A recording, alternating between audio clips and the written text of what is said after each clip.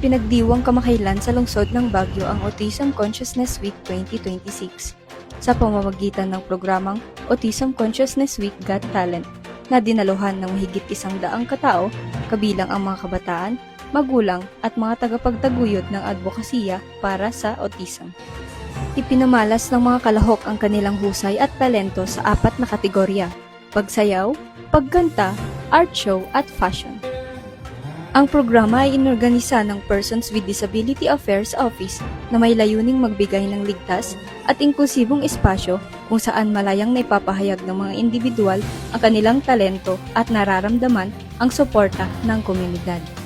Ayon kay Disability Affairs Officer Dr. Samuel Aquino, mahalaga ang papel ng pamahalaan sa pagsusulong ng inklusyon at sa pangangalaga ng kapakanan ng mga persons with disabilities. On the part of the government, it is the mandate that provides the inclusion, the promotion, and ensuring the interest and welfare of every person with disability. At this time, we are celebrating the Autism Consciousness Week, in which our office conducted at least 3 days activity, especially starting with the parents, guardian, and representative.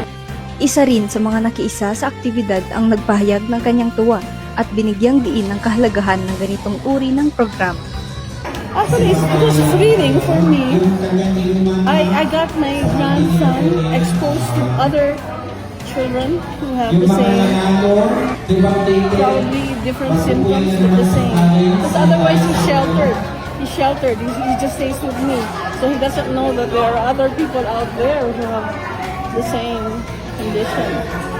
Dagdag pa rito, nagsilbing pagkakataon ang aktibidad upang mapalakas ang kamalayan ng publiko tungkol sa autism at maipakita na sa tamang suporta at pag-unawa, kayang makilahok at magtagumpay ng mga individual na nasa autism spectrum sa iba't ibang larangan.